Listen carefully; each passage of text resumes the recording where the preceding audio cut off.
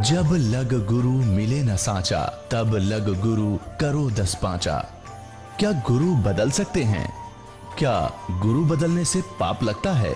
आध्यात्म के इस मैदान में आखिर सही गुरु कौन है? गीता जी में वर्णित तत्वदर्शी संत कौन है? इन सभी प्रश्नों के उत्तर जानने के लिए अवश्य सुनिए जगत गुरु तत्वदर्शी संत रामपाल जी महाराज के मंगल प्रवचन। गुरु बिन काहू न पाया ज्ञाना, जो थोथा भुस छड़े मूड किसाना। गुरु बिन वेद पढ़े जो प्राणी, समझे न सार रहे अज्ञानी। तो इनको गुरु नहीं मिले, ना ब्रह्मा जी को गुरु मिले, ना अन्य ऋषि महर्षियों को गुरु मिले, और ना ब्रह्मा विष्णु महेश को गुरु मिले। कौन से गुरु, कौन से संत? जो गीता जी अध्याय नंबर 4 के श्लोक नंबर 34 में जिन तत्वदर्शी संतों के विषय में कहा गया है, और जिस कारण से ये तत्व ज्ञान से अपरिचित रहे और अपने अपनी अटकल लगाकर अपने अनुयायियों को यही काल का सिद्धांत दृढ़ करते रहे। काल का सिद्धांत क्या है कि जैसे कर्म जो करेगा वैसा ही भोगना पड़ेगा। और दयाल का सिद्धांत है, उस कबीर परमेश्वर का विधान है कि मासा घटे न चल बधे, विद ना लिखे जो लेख। सच्चा सतगुरु मेट कर, ऊपर मारे मेख। मासा घटे ना तिल बधे, यानी कोई जरा सा भी परिवर्तन नहीं हो सकता आपके प्रारब्ध में। प्रारब्ध वो होता है जो आपके जन्म के समय से पूर्व ही निर्धारित कर दिया जाता है। आपके संचित माने जो आपके डिपॉजिट पुण्य और पाप हैं भगवान के दरबार में, उनकी एवरेज ले ली जाती है। जिनके पाप घने हैं उनको उनके प्रारब्ध में दुख अधिक, और जिनके पुण्य अधिक हैं तो उनके प्रारब्ध में सुख अधिक, यहाँ के नकली सुख। तो उनकी एवरेज रेशो निकाल ली जाती है। तो ऐसे 50% जैसे पुण्य ले लिए, 50% पाप। अब पाप हैं अरबों खरबों और पुण्य है 20-30। तो 20-30 के जो पुण्य है वो 50% 10 हो जाएंगे। अरबों खरबों का 50% लेना पड़ेगा, फिर उसी एवरेज रेशो में बांटना पड़ता है। तो इस प्रकार से हम प्रारब्ध के आधार से फिर पूरा जीवन व्यतीत करते हैं, उसमें कोई परिवर्तन नहीं हो सकता।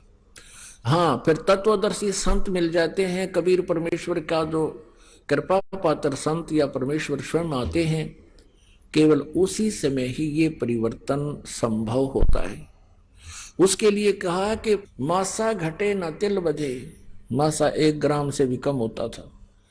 मासा घटे न तिल बधे, विधना लिखे जो लेख। और सच्चा सतगुरु मेट कर, ऊपर मार दे मेख। मेख मीन फॉरएवर खत्म कर दे आपके उन प्रारब्ध के अंदर संकटों को, जो पाप आपकी किस्मत में लिखे हुए थे उनको क्रॉस कर दे और फॉरएवर साइन मार दे कि अभी तूने नहीं भोगने होंगे। तो जिस कारण से हम वो तत्वदर्शी संत ना मिलने से ये सभी ऋषि महर्षि ब्रह्मा विष्णु महेश तक विचलित रहे।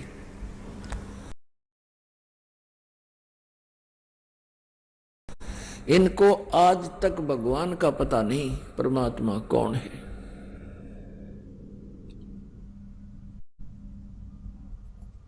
पुण्यात्माओं, ये बातें जो आज से ये दास आपको कह करके फिर आपके रूबरू करा रहा है, आपको स्वीकार हो रहे हैं। यदि ये ज्ञान आज से 600 वर्ष पहले परमात्मा ने तो बोला ही था, और उसका विरोध इतना हुआ था परमेश्वर का कि तूफान ला दिया था इन दुष्टों ने। कबीर परमेश्वर जी के साथ बहुत जुल्म किए थे, लेकिन वो समर्थ थे, उनका कुछ बिगाड़ नहीं पाए, लेकिन मालिक को समझ भी नहीं पाए। हम अज्ञान से इतने ओतप्रोत हो चुके हैं। तो आज से 600 वर्ष पहले ये बात कह दे जो दास ने अब आपके सामने बोला है कि ब्रह्मा विष्णु महेश और दुर्गा तक को पूर्ण ज्ञान नहीं है, ब्रह्म भी इनकम्प्लीट ज्ञान रखता है, गीता ज्ञान दाता भी पूरा जो है ना संपूर्ण अध्यात्म ज्ञान नहीं है इनको। अब तो आप शिक्षित हैं और इनके इतिहास भगवानों के जिनसे ये संत हमें गुणगान सुनाया करते थे और ये आधार बताते थे कि मैं शिव पुराण से सुना रहा हूं, मैं दुर्गा पुराण से बोल रहा हूं, मैं विष्णु पुराण से आपको ये ज्ञान सुना रहा हूं। तो हमारे पूर्वज जो अशिक्षित थे, संस्कृत भाषा नहीं जानते थे और ये काल के दूत, ये केवल एक संस्कृत भाषा अवश्य जानते थे लेकिन अध्यात्म ज्ञान से अपरिचित थे। ये गुरु ब्राह्मण जो गुरु पद पर होते हैं वही ब्राह्मण होते हैं, आम व्यक्ति ब्राह्मण नहीं है, चाहे उसने बेसिक फीत ब्राह्मण की ला रखी है। मेरे दादा गुरुजी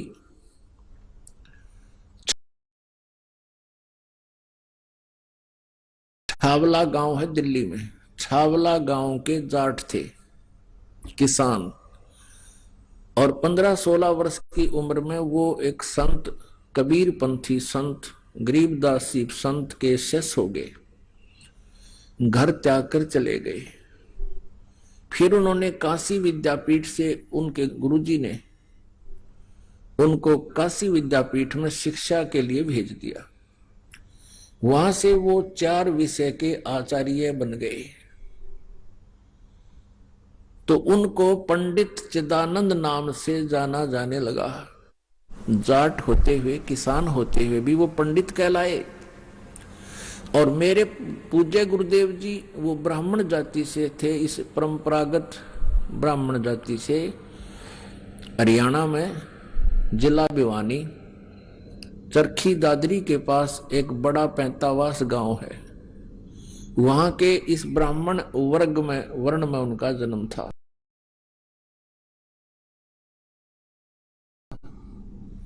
उनको भी, वो भी 17-18 वर्ष की आयु के थे, खेतों में पशु चरा रहे थे, गायें चरा रहे थे। वहां एक गरीबदासी संत उनको मिल गए, कबीर पंथी, और उन्होंने उनको वो अध्यात्म ज्ञान से परिचित कराया। तो वो मेरे जो पूज्य गुरुदेव जी थे वो ब्राह्मण होते हुए अपने आप को ब्राह्मण नहीं कहते थे,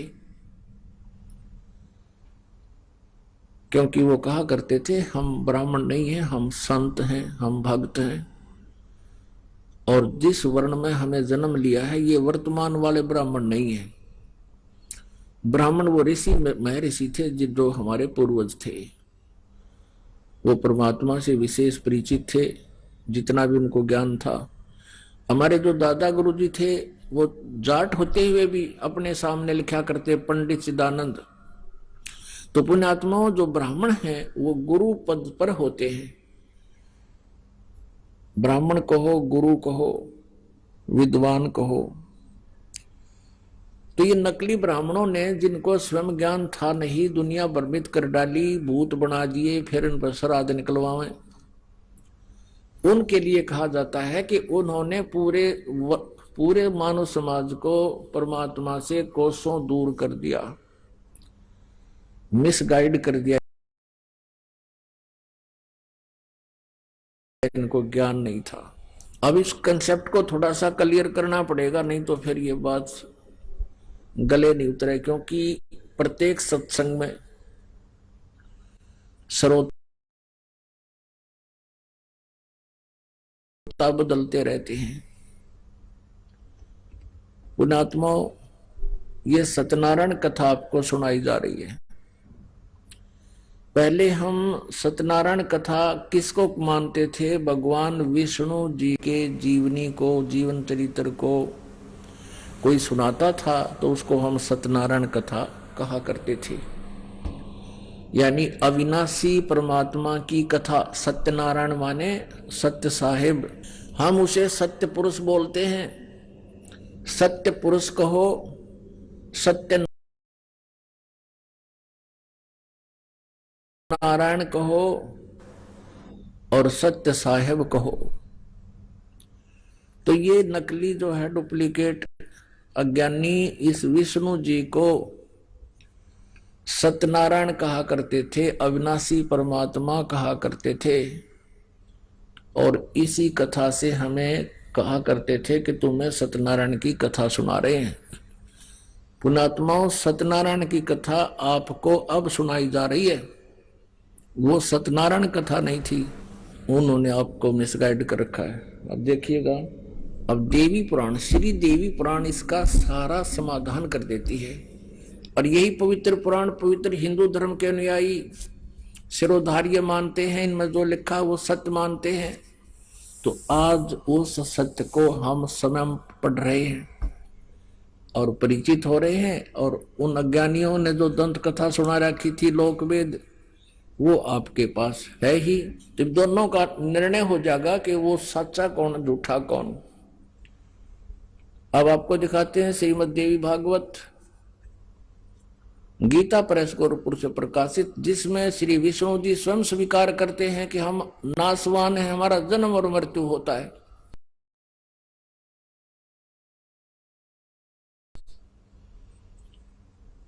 और ये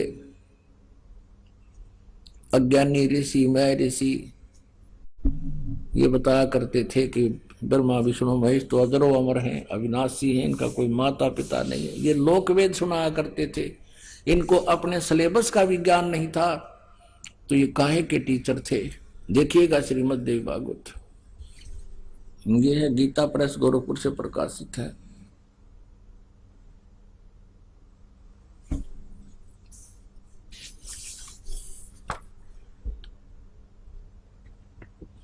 संपादक हनुमान प्रसाद पोदार, चिमनलाल गोस्वामी।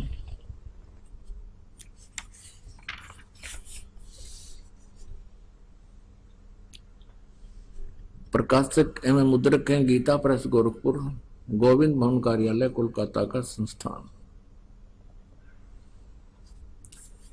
इसके तीसरे स्कंद में 123 पृष्ठ पर हम पढ़ते हैं, 123 पृष्ठ है ये।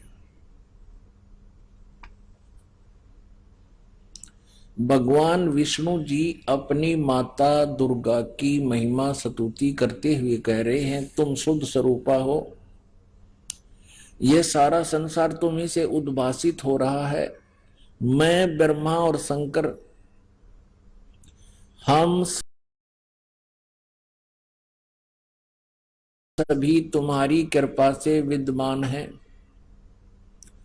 हमारा आविर्भाव माने जन्म और तिरोभाव माने मृत्यु हुआ करता है। हमारा तो जन्म और मृत्यु होता है, केवल तुम ही नित्य हो। अब विष्णु जी कह रहे हैं कि तुम ही अविनाशी हो, जगत जननी हो, प्रकृति और सनातनी देवी हो। भगवान शंकर बोले, देवी यदि महाभाग विष्णु तुम्ही से प्रकट हुए हैं, तो उनके बाद उत्पन्न होने वाले ब्रह्मा, यानी दुर्गा से ही ब्रह्मा की उत्पत्ति स्वीकार कर रहे हैं शंकर जी भी, और विष्णु जी की भी उत्पत्ति इसी से हुई है, दुर्गा से। तो उनके बाद यदि महाभाग विष्णु तुम्ही से उत्पन्न हुए हैं, प्रकट हुए हैं, तो उनके बाद उत्पन्न होने वाले ब्रह्मा भी तुम्हारे बालक हुए। फिर मैं तमोगुणी लीला करने वाला शंकर क्या तुम्हारी संतान नहीं हुआ है?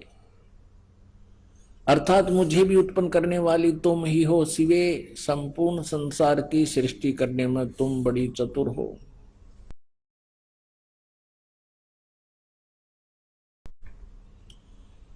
इस संसार की सृष्टि, स्थिति और संहार में तुम्हारे गुण सदा समर्थ हैं।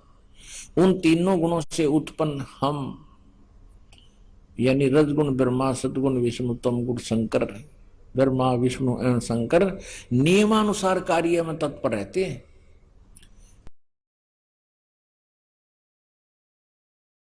नियमानुसार जिसके भाग्य में जैसा लिखा है केवल हम वैसा ही दे सकते, इसमें कोई परिवर्तन नहीं कर सकते। पुण्यात्माओं, इस पवित्र सदग्रंथ श्री देवी पुराण ने इन 4-5 पंक्तियों में 4 कंसेप्ट क्लियर कर दिए। एक तो ये कर दिया कि ब्रह्मा विष्णु महेश नासवान है, इनकी जन्म और मृत्यु होता है।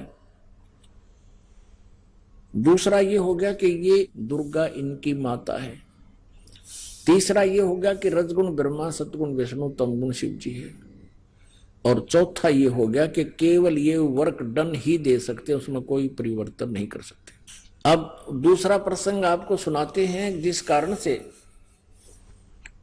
दास ने ये वचन कहा कि आज तक ना ब्रह्मा जी को आध्यात्मिक ज्ञान,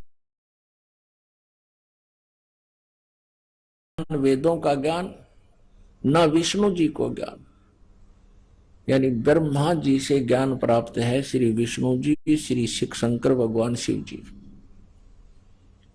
और अन्य ऋषि महर्षियों को। तो ब्रह्मा जी के ज्ञान से ही पता चल जाएगा आपको कि अन्य को उन्होंने के उपदेश दे रखा है। और फिर दुर्गा यहाँ की 21 ब्रह्मांड की जननी कही जाती है और उसके विषय में भगवान विष्णु जी के क्या विचार हैं, यानी भगवान ब्रह्मा और भगवान विष्णु जी को कितना आध्यात्मिक ज्ञान है, वो वेदों से कितने परिचित हैं, ये आपके समक्ष अब करेगी यही देवी पुराण। और सकंद पहला देखिएगा, ये वो दुर्गा पुराण है, पहला सकंद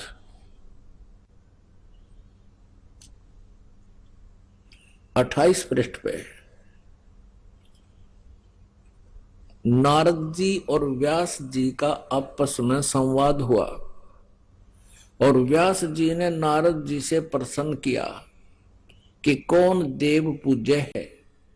तो नारद जी कहते हैं कि यही प्रश्न मेरे पिता ब्रह्मा ने भगवान श्री हरि विष्णु से किया था। नारद जी ने कहा, महाभाग व्यास जी, तुम इस विषय में जो पूछ रहे हो, ठीक यही प्रश्न मेरे पिताजी ने यानी ब्रह्मा जी ने भगवान श्री हरि विष्णु जी से किया था।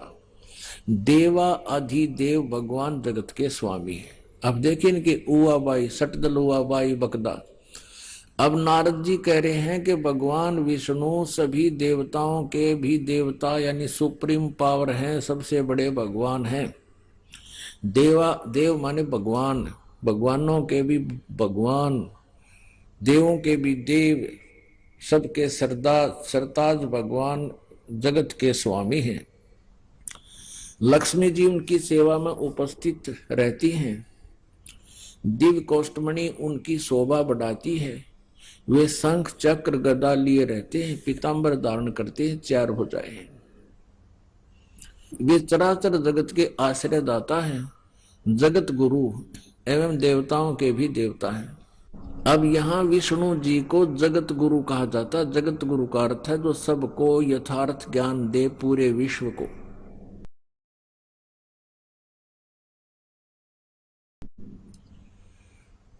ऐसे जगत प्रभु भगवान श्री हरि महान तप कर रहे थे, उनकी समाधि लगी थी। यह देखकर मेरे पिता ब्रह्मा जी को बड़ा आश्चर्य हुआ। अतः उन्होंने उनसे जानने की इच्छा प्रकट की। ब्रह्मा जी ने पूछा, प्रभु आप देवताओं के अध्यक्ष, जगत के स्वामी, भूत भविष्य एवं वर्तमान सभी जीवों के एकमात्र शासक हैं। भगवान फिर आप क्यों तपस्या कर रहे हैं और किस देवता की आराधना में ध्यान मगन है?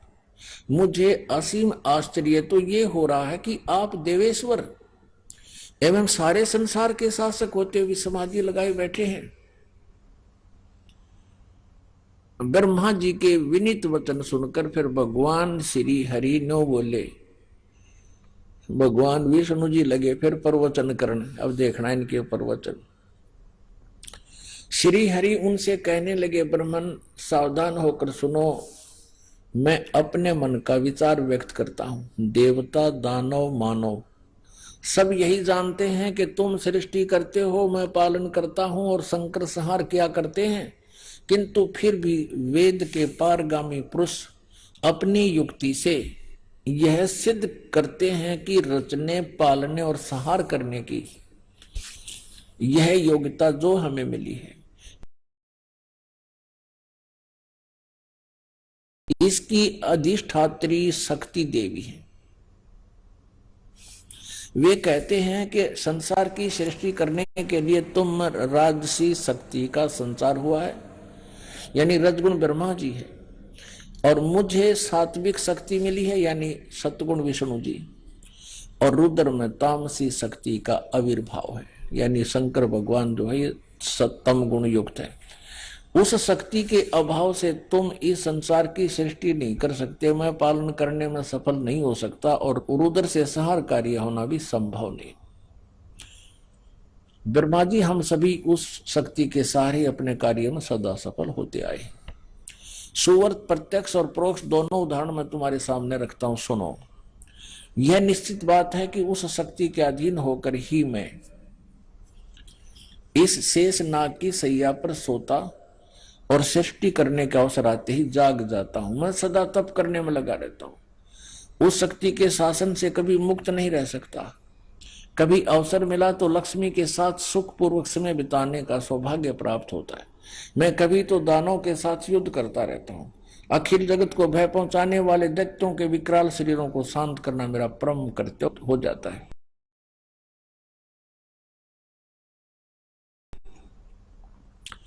और यहां बता दिया अपना आध्यात्मिक नॉलेज सारा निचोड़ कर दिया श्री विष्णु जी ने।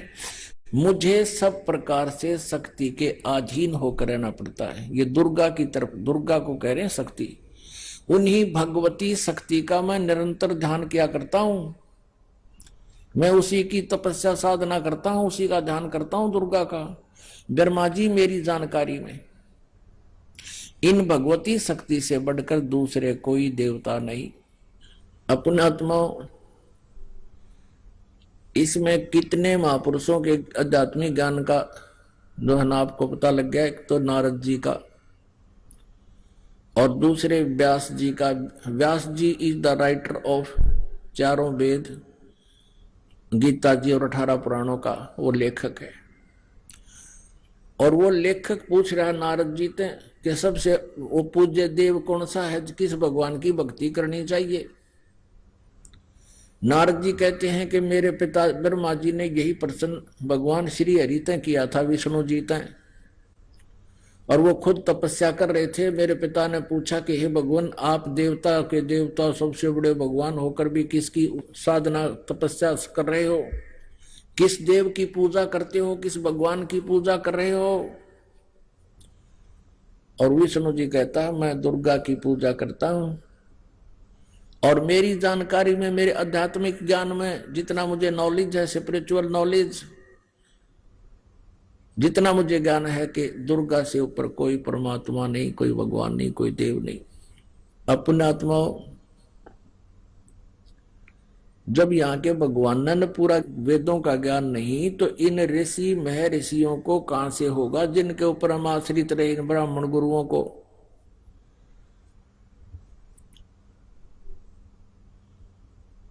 जिस अज्ञानता के कारण उन्होंने हमारे पूर्वजों को भ्रमित करके शास्त्र विरुद्ध साधना करवा के और भूत बनवा दिया, कोई पत्थर बनवा दिया, और अब कहते हैं उनके श्राद्ध निकालो। ये डले ढुआ रहे अपने तय, काल के जाल में फंसा दिया गहराई से इन्होंने। अब आप स्वयं शिक्षित हो, वही सदग्रंथ विधान प्रभु का हमारे पास उपलब्ध है। इस शिक्षा का यदि आपने लाभ उठाना है तो इसका एक ही लाभ है, हम भगवान पहचान सकते हैं। न इस पेट के लिए तो भाई कोई तो चाहे कितना विद्वान बन ले, कितना एजुकेटेड बन ले, वो केक रहेगा, माया जोड़न की मशीन बन जाएगा,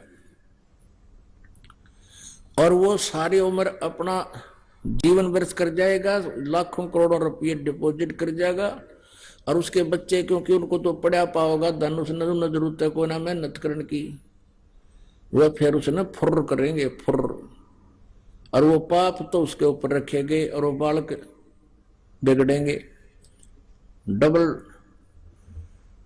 उसको लॉस होगा। अपना जीवन खोया और बालका ने बिगाड़ गया। और मिलना वही है जो उसके भाग्य में होता है। परमात्मा उसको अवश्य देता है यदि वो ठीक ढंग से भक्ति करता है, साधना करता है, तो वो धन आपको फिर एक ही नंबर से मिल जाता है। भक्ति में ज्यादा ध्यान रखे, जो मिलना है वो तो मिलना ही मिलना है, परमात्मा फिर साथ हो जाता है। तो इस प्रकार यदि इस एजुकेशन का लाभ आपने उठाना है तो केवल परमात्मा को पहचान कर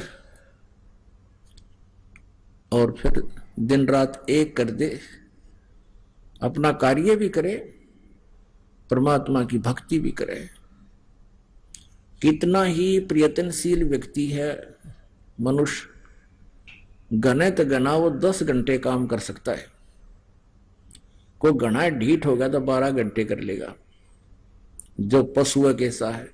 तो उसने 12 के बाद 12 घंटे फिर बच गए, 6 घंटे सो ले, 2 घंटे खान पीन में नहान धोन में ला ले, 8 घंटे हो गए, 4 घंटे आपके पास फिर भी बच गए। उसमें तो 1 घंटा और ला ले, किसी मित्र प्यारे तो बात करनी पड़े, 3 घंटे तो कम से कम परमात्मा को देने चाहिए आपने। और वो 3 घंटे दिए हुए आपके, इन्होंने एक जगह बैठ के देने हैं। आप चलते चलते वो समय जितना भी, जब भी जैसे किसी बात कर रहे हो, बात आपकी समाप्त हुई, वो अपने रास्ते चला, आप माला उठा लो, वो समय आपका। इस तरह कुल मिला करके जो 3 घंटे भी आप मालिक को दे दोगे, बेड़ा पार है, गणे की जरूरत को नहीं। अब प्रसंग चल रहा है कि हमने सबसे पहले ये देखना है कि जो हमारे सिलेबस हमारा क्या बताता है, हमारे सदग्रंथ क्या बताते हैं, और सिलेबस से बाहर यदि हम कोई शिक्षा ग्रहण कर रहे हैं तो फिर हम एग्जाम में फेल हो जाते हैं। और यही कारण रहा कि हमारे जो आध्यात्मिक गुरु थे वो अपने सिलेबस से परिचित नहीं थे, और जिस कारण से उन्होंने हमें दंत कथा सुना सुना के हमारा जीवन नष्ट कर दिया। अब हम उस सिलेबस को आपके रूबरू करा रहे हैं, और आप भी बुद्धिमान हो, सबके घर में ये पुस्तकें रखी होंगी अवश्य, नहीं तो आप खरीद सकते हो, देख सकते हो, जन्ना विश्वास होता है। एक बार हम एक महाराष्ट्र के अंदर औरंगाबाद, नासिक, अहमदनगर, इन बहुत से शहरों में हमने सत्संग किए थे, 4-4, 5-5 दिन के ऐसे टेंट लगा लगा कर। तो वहां प्रोजेक्टर के ऊपर दास ये दिखा रहा था दुर्गा पुराण, ब्रह्मा विष्णु महेश की जन्म, वो जन्म पत्री सुना रहा था इन्हीं से। तो 2-3 बूढ़े बूढ़े बुजुर्ग से एजुकेटेड व्यक्ति थे, वो सामने सत्संग सुन रहे थे, प्रोजेक्टर पर देख रहे थे। तो वो क्या कहते हैं कि ये संत जो है कोई षड्यंत्रकारी लगता है, और इसने ऊपर का कवर ये गीता प्रेस गोरखपुर का आप पे बनवा रखा होगा। हम तो इतने दिन हो गए पढ़ते इन पुराणों को, कभी नहीं पढ़ा, कभी देखा नहीं इसमें। तो तीनों हाँ में हाँ मिला रहे, सचमुच ये गड़बड़ है, ये कोई वैसे ही नकली डुप्लीकेट पुस्तक बनवा रखी होगी इसने। तो फिर उन्होंने वो प्रश्न नोट करे, सकंद नोट कर लिए। अगले दिन भी उन्होंने जाके सामने जाके अपने घर पर देखा तो वो तो ज्यों का त्यों मिला। तो वहां एक भक्त बैठा था हमारे साथ गया हुआ, वो उनकी सारी गतिविधि देख रहा था। वो अगले दिन फिर आकर बैठ गए, वो भगत फिर उनके निकट बैठ गया। उनको पता था कि आज तो ये उठे हैं बैठे हैं, यूं कैसे हो गया, ऐसा नहीं हो सकता। हर कल देखिए इनकी सती थी। वो अगले दिन आए और नो बैठे कान बोझ के, जो भी मैं कहूं ठीक है रे, ठीक है रे। तो फिर आपस में डिस्कस करते हैं कि भाई हद होगी। एक कहता 70 साल का हो गया मैं, और 15-20 वर्ष का लग गया था इन पुराणों को पढ़ने, आज तक हमारी बुद्धि में भी ना ये बातें जो आज इस संत ने मक्खन सा निकाल के दर दिया। नाम फिर भी नहीं लिया उन्हें बुढ़ला ने, क्यों कर्म बिगड़ गए गणे। तो वो फिर मेरे पास आए, बैठे, बात हुई। मैंने कहा तो आप अपना जन्म सुधारो, दीक्षा ले लो। कि नहीं अब दीक्षा क्या लेंगे, अब तो उम्र बहुत बीत गई है, अब तो वो साधना करते करते जीवन ही चला गया, फिर उस साधना का क्या होगा। उनको बहुत से उदाहरण देकर समझाने की चेष्टा भी की कि जैसे कोई कुमार्ग पर जा रहा है, आपने यहां बरवाला से दिल्ली जाना है और आप जान लग रहे हो सिरसा या लुधियाना को, और आप लुधियाना साइड में 100 किलोमीटर चले गए और वहां जाकर आपको पता चला कि हम तो दिल्ली के विपरीत दिशा में आ रहे हैं, तो क्या करना चाहिए। तुरंत मुड़ जाना चाहिए, अविलंब वापस हो जाना चाहिए। यदि जरा सी भी बुद्धि रखते हो और आप कह रहे हो कि अब क्या होगा हमारी 60 वर्ष की साधना का, 20-40 वर्ष की साधना का, वो साधना ही नहीं है, वो तो कुमार्ग पर जा रहे हो आप। अब भी मुड़ जाओगे तो भी लाभ होगा, लेकिन मुड़े तो वो ना जिसकी भांग उतर जाएगी। उनका सबका भांग प्यारा किया काल ने। कबीर माया अटपटी सब गट आण अड़ी, और किस किस ने समझाऊं या कुआ भांग पड़ी। होय होय, ये जो स्थिति एक व्यक्ति की है वही सभी की है, लाखों की, करोड़ों की हिंदुओं की। जैसे हम ज्ञान सुनाते हैं, एक बार तो सभी बिदकते हैं, फिर प्रमाण देखते हैं, फिर सेट हो जाते हैं।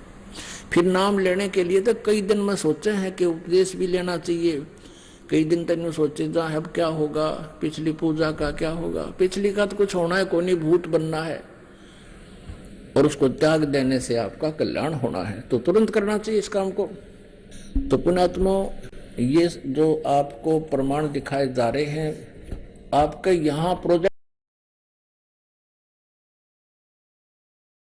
पे विश्वास ना हो, पहली बार आप घर भी जाके देखोगे और देखोगे तो फिर स्वीकार भी करोगे। तो ये जो ज्ञान आपको सुना जा रहा है, अब आपको पता चला है, श्री विष्णु जी कह रहे हैं दुर्गा से ऊपर कोई भगवान नहीं, और दुर्गा जी कह रही है कि ब्रह्म से ऊपर कोई प्रभु नहीं, वो फाइनल गॉड है ब्रह्म, उसका ओम नाम है। और सब पूजाएं त्याग कर केवल एक ओम का नाम जाप करो, ब्रह्म की पूजा करो, तुम ब्रह्म लोक में चले जाओगे, तुम्हारा कल्याण हो। गीता जी अध्याय नंबर 8 के श्लोक नंबर 16 में लिखा है कि ब्रह्म लोक तक गए हुए प्राणी भी पुनर्जन्म को प्राप्त होते हैं, उनकी दुर्गति बनी ही रहती है। श्रीमद् भगवत गीता जी का ज्ञान ये ब्रह्म बोल रहा है श्री कृष्ण जी में प्रवेश करके। गीता जी अध्याय नंबर 8 के श्लोक नंबर 16 में कहता है, ओम इति एकाक्षरम ब्रह्म व्यवहारन माम अनुसमरण ये प्रयाति तजन देहम स याति परमाम गतिम। मुझ ब्रह्म का एक ओम अक्षर है, नथिंग एल्स। ओम इति, बस यह एक अक्षर का एक अक्षर है ओम। मुझ ब्रह्म का उच्चारण करके सिमरण करता हुआ यह प्रयाति तजन देहम, जो शरीर छोड़कर जाते हुए भी इसका सिमरण करता हुआ जाता है, स याति परमाम गतिम, वह ओम से मिलने वाली परम गति यानी अंतिम उपलब्धि जो ओम के जाप से है, वो ब्रह्मलोक प्राप्ति है। और ब्रह्मलोक पर्यंत भी गए हुए प्राणी जन्म और मृत्यु में रहते हैं, उनको परम शांति नहीं हो सकती। जब तक प्राणी जन्म और मृत्यु में है, उनको परम शांति नहीं हो सकती, उनको सुख नहीं हो सकता।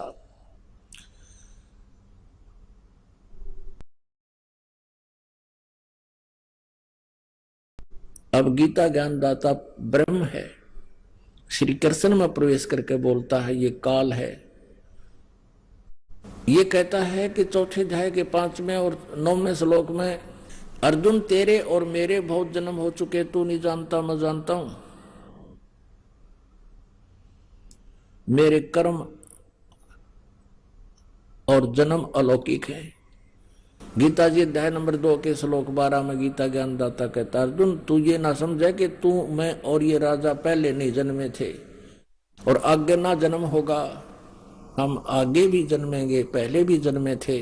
गीता जी अध्याय नंबर 2 के श्लोक नंबर 17 में कहा कि अविनाशी तो उसको जान जिसको मारने में कोई सक्षम नहीं है। और जिस परमेश्वर ने सारे ब्रह्मांडों की रचना की है।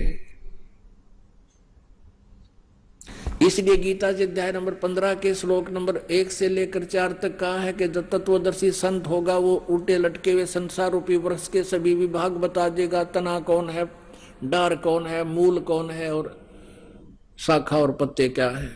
उस तत्वदर्शी संत जो चौथे अध्याय के 34वें श्लोक में जिसका वर्णन किया है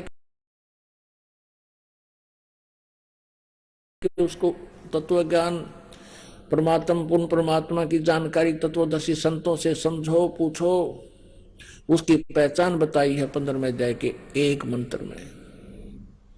फिर चौथे श्लोक में कहा है कि उसके पश्चात उस तत्व ज्ञान रूपी शस्त्र के द्वारा इस अज्ञान रूपी अंधकार में इस अज्ञान को काट कर यानी समझ कर परमेश्वर के उस परम पद की खोज करनी चाहिए जहां जाने के बाद साधक फिर लौटकर संसार में कभी नहीं आते, उनकी जन्म मृत्यु कभी नहीं होती। और जिस परमेश्वर से इस संसार रूपी वृक्ष की प्रवृत्ति विस्तार को प्राप्त हुई है, अर्थात जिस परमेश्वर ने इन सभी संसार को रचा है, सभी ब्रह्मांडों की रचना की है।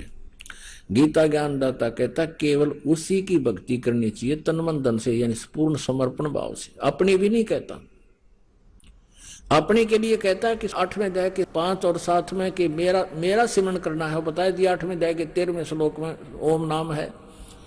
और तूने यदि मेरे पास रहना है तो मेरा स्मरण कर, मुझे प्राप्त होगा। युद्ध भी करना होगा तुझे, और युद्ध करना पड़ेगा, फिर शांति कहां। गीता जी अध्याय नंबर 18 के श्लोक नंबर 62 में कहा कि अर्जुन इसलिए तू सर्वभाव से उस परमेश्वर की शरण में जा जिसकी कृपा से तू परम शांति को सनातन परम धाम को प्राप्त होगा, यानी तेरा फिर जन्म नहीं होगा, तेरी मृत्यु नहीं होगी। उसके लिए उसने कहा कि तत्वदर्शी संत से पूछो। 17वें अध्याय के 23वें श्लोक में सच्चिदानंद घन ब्रह्म कहते हैं ओम तत्सत इति निर्देश है ब्रह्मणे त्रिविध समर्थ है। ब्रह्मणे माने सच्चिदानंद घन ब्रह्म। गीता जी अध्याय नंबर 8 के श्लोक नंबर 1 में अर्जुन ने पूछा प्रभु आपने गीता अध्याय नंबर 7 के श्लोक 29 में 29 में कहा है कि जो प्राणी उस तत्ब्रह्म से परिचित है, संपूर्ण अध्यात्म से परिचित है और सब कर्मों से परिचित है, वह केवल जरा और मरण से ही छूटने का प्रयत्न करते हैं, यहाँ की किसी वस्तु के चक्कर में नहीं पड़ते। तो 8वें अध्याय के 1 में अर्जुन ने पूछा वो किम तत्ब्रह्म, फिर वो तत्ब्रह्म कौन है जिसको जानने के बाद फिर यहाँ के किसी भी वस्तु की डिमांड नहीं रहती, वो यहाँ से छुटकारा ही चाहते हैं। गीता ज्ञानदाता ने 8वें अध्याय के 3 श्लोक में कहा कि वो परम अक्षर ब्रह्म है और उसकी शरण में जा, उसकी कृपा से। तो 18वें अध्याय के 62वें श्लोक में फिर तेरा पूर्ण मोक्ष होगा। तो पुण्यात्माओं अब आपको दिखाते हैं दुर्गा जी के अध्यात्म ज्ञान के विचार प्रवचन जो श्री हिमालय जी को सुना रही है। देखिएगा देवी पुराण गीता प्रेस गोरखपुर से प्रकाशित 562 पृष्ठ पे 7वां स्कंध संक्षिप्त देवी भागवत 562 पृष्ठ पे गीता प्रेस गोरखपुर से प्रकाशित है ये वही। और किसी का ना जच्चा तो भाई फिर अपनी घराली देख लियो जाके। 562 पे देवी हिमालय राजा को ज्ञानोपदेश दे रही है, अपने प्रवचन सुना रही है,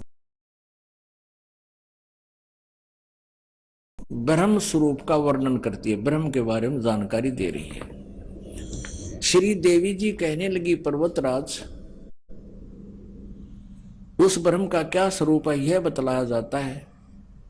पहले तो अपने बारे में सट्टे मारे, मेरी पूजा करे, नो करो नो करो, लेकिन फिर कहती है कि नहीं, अगर तुझे सही लाभ लेना है तो मैं बताती हूँ उस ब्रह्म का क्या स्वरूप है, यह बतलाया जाता है।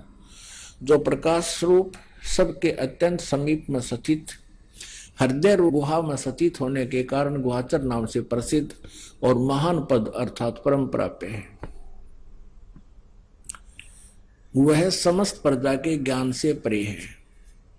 अब ज्यादा न पढ़ाकर हम, वह परम सत्य और अविनाशी तत्व है। सौम्य उस वेदने योग्य लक्ष्य का तुम वेदन करो, मन लगाकर उसमें तन्मय हो जाओ। सौम्य उपनिषद में कथित महान अस्त्र रूप धनुष लेकर उस पर उपासना द्वारा तीक्ष्ण किया हुआ बाण संधान करो और फिर भानुगत चित्त के द्वारा उस बाण को खींचकर उस अक्षर रूप ब्रह्म को ही लक्ष्य बनाकर वेधन करो। प्रणव ओम तो धनुष है, प्रणव कहो, ओम धनुष है, जीवात्मा बाण है और ब्रह्म को उसका लक्ष्य कहा जाता है। यानी जीवात्मा ओम नाम का जाप करे और ब्रह्म को पाने का उद्देश्य रखे। उस एकमात्र परमात्मा ही को जाने, क्योंकि ब्रह्म की तरफ संकेत कर रही है, ये ब्रह्म को सुप्रीम पावर मानती है देवी। उस एकमात्र परमात्मा को ही जाने, दूसरी सब बातों को छोड़ दे, यानी सब पूजाएं त्याग दे। यही अमृत रूप परमात्मा के पास पहुंचाने वाला पुल है। संसार समुद्र से पार होकर अमृत स्वरूप परमात्मा को प्राप्त कराने का यही सुलभ साधन है। इस आत्मा का ओम के जप के साथ ध्यान करो। ओम से जो होने वाली परम गति है वो बताई जा रही है।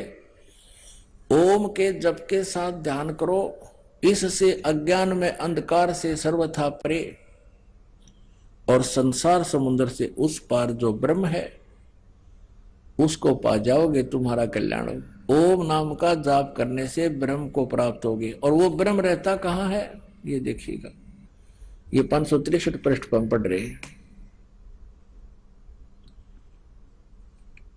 वह यह सबका आत्मा ब्रह्म ब्रह्म लोक रूप दिव्य आकाश में स्थित है। वो ब्रह्म लोक में रहता है। अपने आत्मा आपके समक्ष अपने वो सदग्रंथ हैं जिनसे हमें ये ज्ञान हो रहा है कि किस देव में कितनी आध्यात्मिक ज्ञान था और कैसी वो साधना किया करते थे। अब श्री विष्णु जी को तो ब्रह्मा जी, नारद जी, व्यास जी कह रहे हैं कि ये सुप्रीम पावर। विष्णु जी कह रहे हैं मैं तो तपस्या करता हूं, दुर्गा की साधना करता हूं, उसकी भक्ति करता हूं, इसके ऊपर कोई भगवान मैं नहीं जानता। दुर्गा कहती है कि ओम जाप है, ब्रह्म सबसे सुप्रीम पावर है, उसका जाप करो तुम्हारा कल्याण हो और ब्रह्म लोक में चले जाओगे। पवित्र श्रीमद् भगवत गीता अध्याय 8 के श्लोक 16 में लिखा है कि ब्रह्म लोक पर्यंत भी सभी जन्म मृत्यु में आते हैं और जब तक जन्म मृत्यु है जीव सुखी नहीं हो सकता, उसका कल्याण नहीं हो सकता।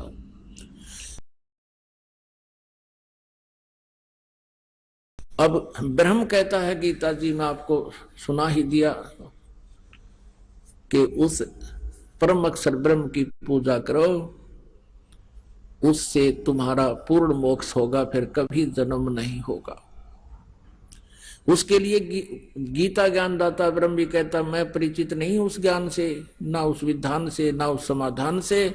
उसके लिए तत्वदर्शी संतों की खोज करो। अपने आत्माओं, जैसे कल के सत्संग में आप जी सुन रहे थे कि जितने भी ऋषि महर्षि संत हुए हैं ये कहते हैं कि प्रारब्ध का कर्म प्राणी को भोगना ही पड़ता है, भोगे से ही समाप्त होता है। बृहस्पति जी देवताओं के गुरु हैं और देवताओं के गुरु क्या कहते हैं कि इंद्र को बता रहे हैं कि जो आपको सुख प्राप्त है और जो आपको दुख प्राप्त है ये आपके पाप और पुण्य अक्षय हो रहे हैं, नाश हो रहे हैं, और यही तरीका है इनके नाश करने का। जैसे आप सुखी हो तो आपके पुण्य नाश हो रहे हैं, उनका भट्ठा बैठ रहा है पुण्यों का।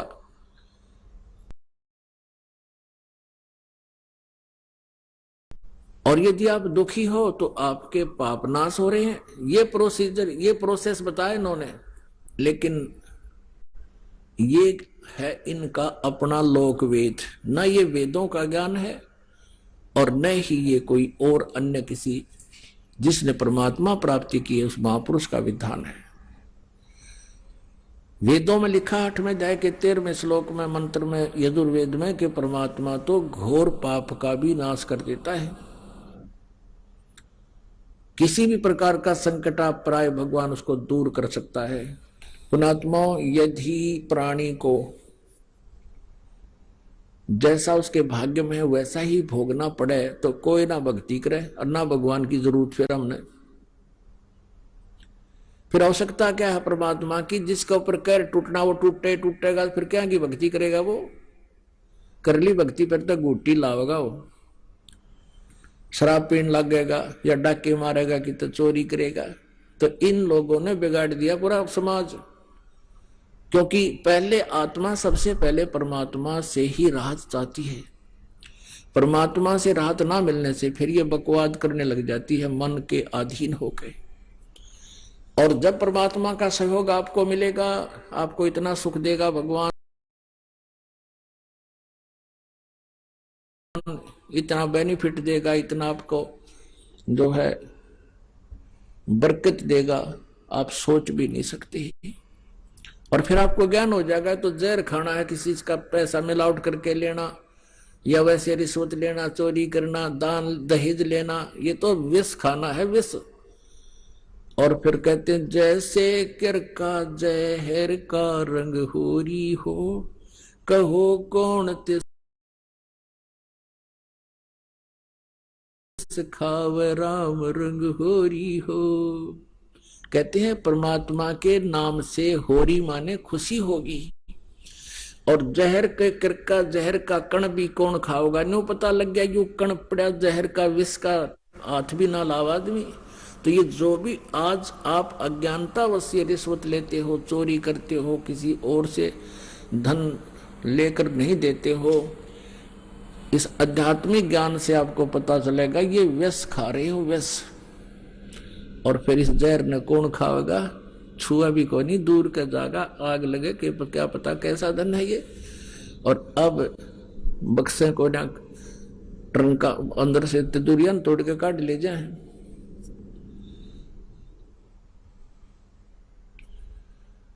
कल सुनाया था इस दास ने आपको कि स्वामी रामानंद जी और परमेश्वर कबीर जी की गोष्ठी हो रही थी। वहां पर एक महादुखी ब्राह्मण पहुंच गया, क्योंकि महर्षि जो रामानंद जी थे, स्वामी रामानंद जी, वो केवल ब्राह्मणों को ही शिष्य बनाते थे, उनके ही गुरु बनते थे। और एक ब्राह्मण बहुत गरीब घर में, बहुत उसके ऊपर दोस्ता संकट आया हुआ था अपने, यानी वो अर्थार्थी भी था, आर्त भी था, ना वो जिज्ञासु था ना ज्ञानी था। दो प्रकार के उसके ऊपर आपदाएं थी। एक तो घना निर्धन था और ऊपर से अपने परिवार के ऊपर उसके ऊपर संकट आया हुआ था। उसके बच्चे बीमार, उसकी पत्नी बीमार, वो स्वयं भी दुखी और बहुत बुरा हाल था।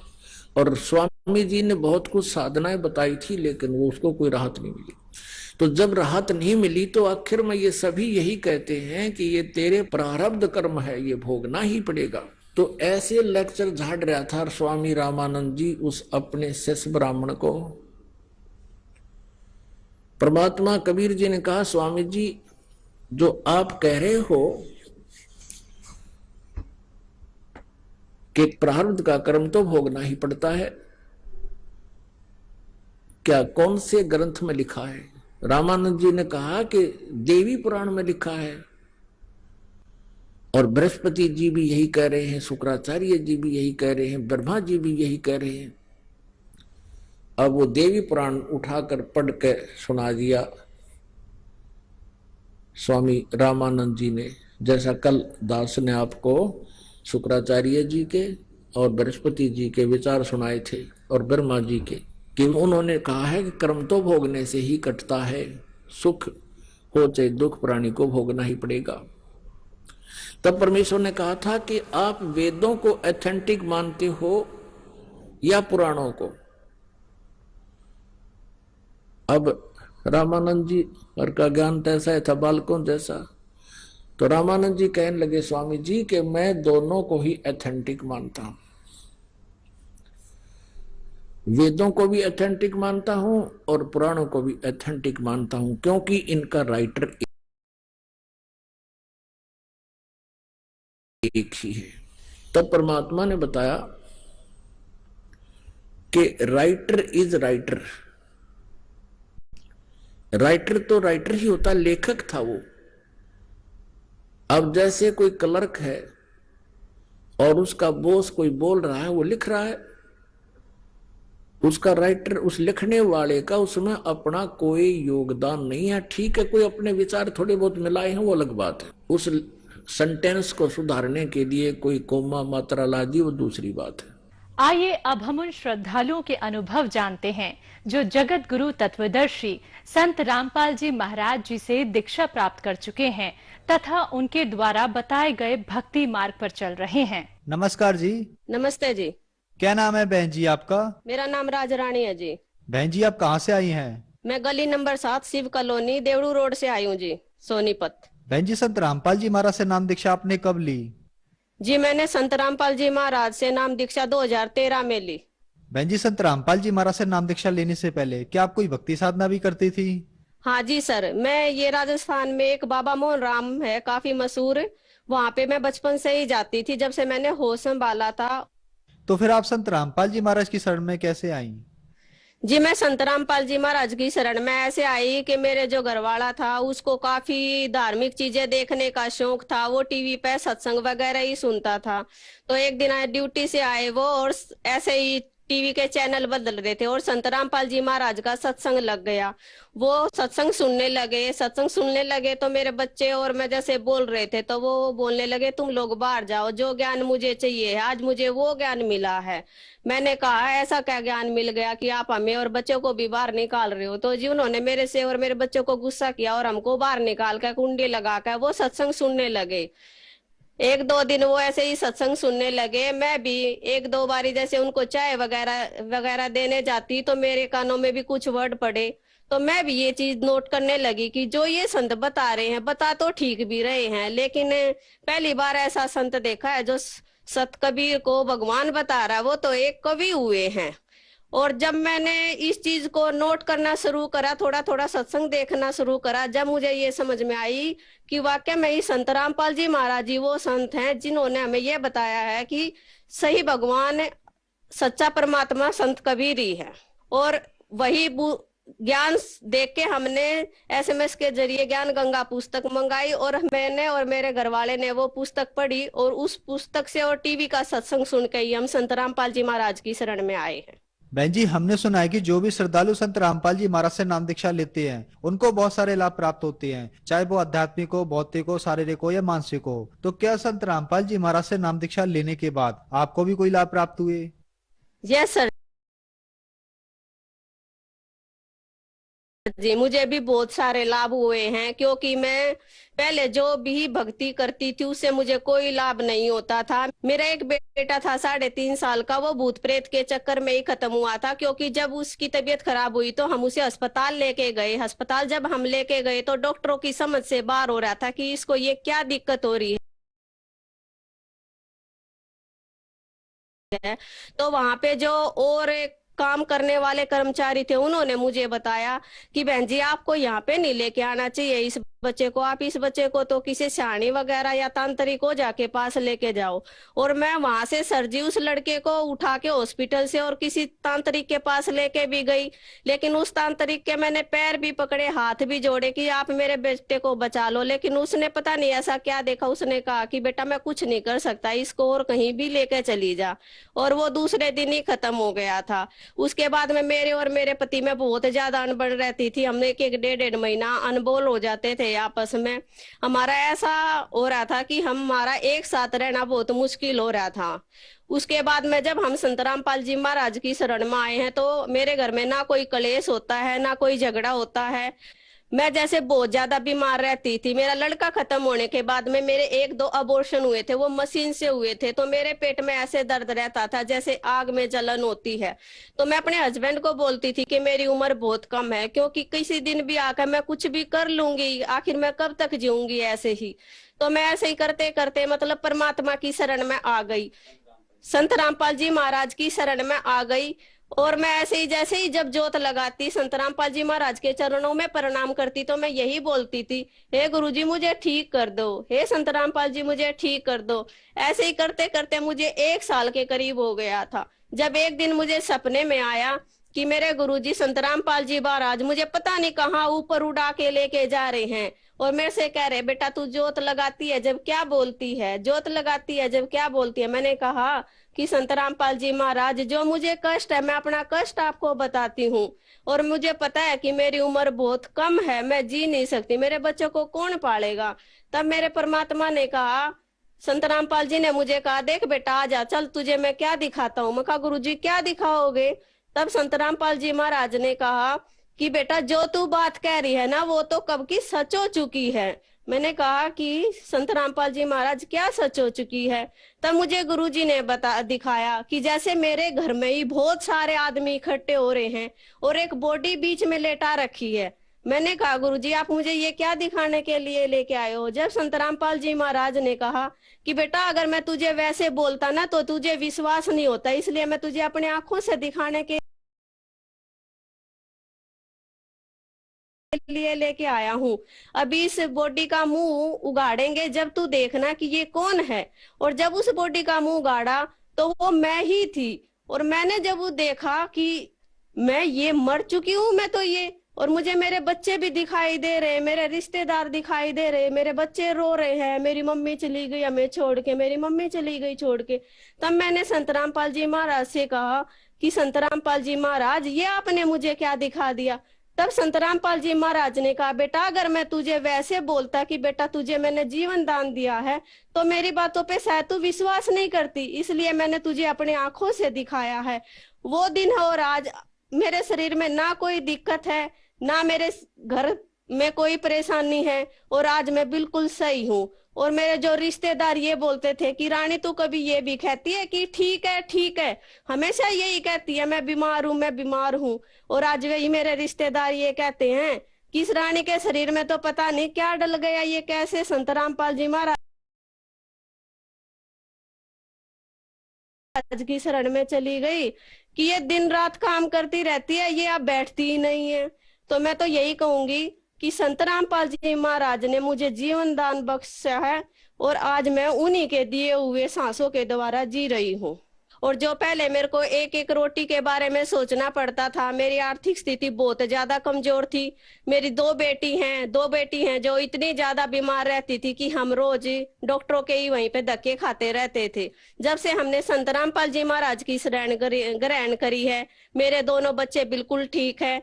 और मुझे 5 साल पहले हार्ट की परेशानी थी। मैंने पहले होली फैमिली हॉस्पिटल में दिखाया, फिर यहाँ सोनीपत में निदान हॉस्पिटल में दिखाया। निदान वाले डॉक्टर रमेश बत्रा ने मुझे कह दिया था कि आप जब तक जियोगे जब तक ये दवाई आपको खानी पड़ेगी, और मैं खाती भी थी और मुझे आंखों से बिल्कुल धुंधला दिखता था। ये जो नारंग डॉक्टर हॉस्पिटल है सोनीपत में,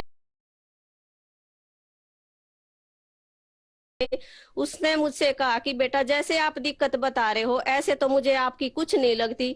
डॉक्टर भी हैरान हो रहे थे कि आपकी टेस्ट में तो ऐसा कुछ नहीं आ रहा जो आप परेशानी बता रहे हो।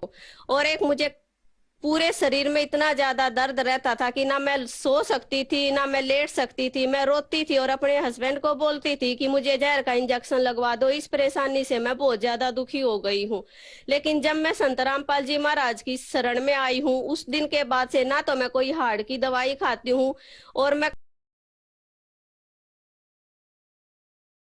कई सालों से जो चश्मा लगाए हुए थी ना मैं कोई चश्मा लगाती हूँ। और जो मेरे शरीर में जो भी दर्द था, आज मुझे कोई भी दर्द नहीं है। और परमात्मा की दया से आज मैं शरीर से बिल्कुल संतुष्ट हूँ। और आर्थिक स्थिति जो हमारी बहुत ज्यादा खराब थी, उससे भी आज हम अपनी आर्थिक स्थिति से बहुत खुश हैं। और जो मेरी बेटी थी वो पहले काफी पढ़ने में बहुत ज्यादा कमजोर थी, और आज वही मेरी बेटी इतनी एक्टिव है कि 400 में से 399 नंबर लेके आई है। और मैडमों ने भी ये कहा है कि राजरानी जी, आपकी बेटी तो इतनी कमजोर हमें लगती थी, लेकिन पढ़ने में ये तो पता नहीं ऐसा आप क्या कर रहे हो कि जो इतने अच्छे नंबर लेके आ रही है। और आज मेरी दोनों की दोनों बेटियां पढ़ने वगैरह में बहुत ज्यादा एक्टिव हैं। और वो पहले इतनी ज्यादा बीमार रहती थी कि हम हमेशा डॉक्टरों के ही धक्के खाते रहते थे। संत रामपाल जी महाराज की कृपा से आज हमारे घर परिवार में बिल्कुल सुख शांति है। आज हमारे घर में कोई दिक्कत नहीं है। मेरे घरवाला भी बहुत अच्छा है, मेरे बच्चे भी बहुत अच्छे हैं, और मैं भी अपने शरीर से बिल्कुल स्वस्थ हूँ। बहन जी, संत रामपाल जी महाराज से नाम दीक्षा लेने के बाद आपको लाभ ही लाभ मिले, तो जो श्रद्धालु आज आपको देख रहा है, आप उन्हें क्या संदेश देना चाहेंगी? सर जी, मैं तो हाथ जोड़कर विनती ही कर सकती हूँ कि आज दुख सब के घर में है, चाहे वो किसी प्रकार के भी हो, शारीरिक हो, मानसिक हो, आर्थिक स्थिति हो, हर कोई इंसान आज दुखी है। मैं तो हाथ जोड़ के यही प्रार्थना करूंगी कि संत रामपाल जी महाराज की शरण में आओ और अपने सभी कष्टों को दूर करो। और सबसे ज्यादा जो हमारा कष्ट है वो है जन्म मरण का कष्ट। संत रामपाल जी महाराज हमें आज वो भक्ति दे रहे हैं जो हमें जन्म और मरण के चक्कर से छुटवाती है। मेरी हाथ जोड़ के सभी भाई भक्तों से यही विनती है कि संत रामपाल जी महाराज की शरण में आओ और अपना कल्याण कराओ।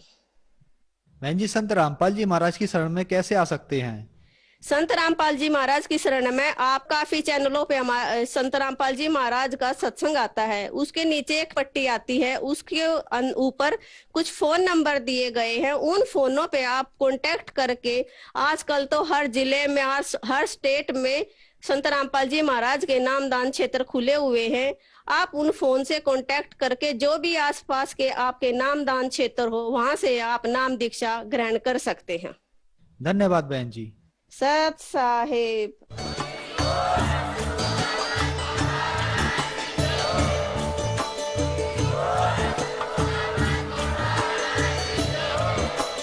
आप सुन रहे थे जगत गुरु तत्वदर्शी संत रामपाल जी महाराज जी के मंगल प्रवचन। अधिक जानकारी के लिए विजिट कीजिए हमारी वेबसाइट www.jagatgururampalji.org। संत रामपाल जी महाराज जी के शुभ आशीर्वाद से पूरे विश्व भर में 500 से भी ज्यादा नाम दीक्षा केंद्र हैं, जिन पर संत रामपाल जी महाराज जी द्वारा ऑनलाइन निशुल्क नाम दीक्षा दी जा रही है। अपने नजदीकी नाम दीक्षा केंद्र का पता करने के लिए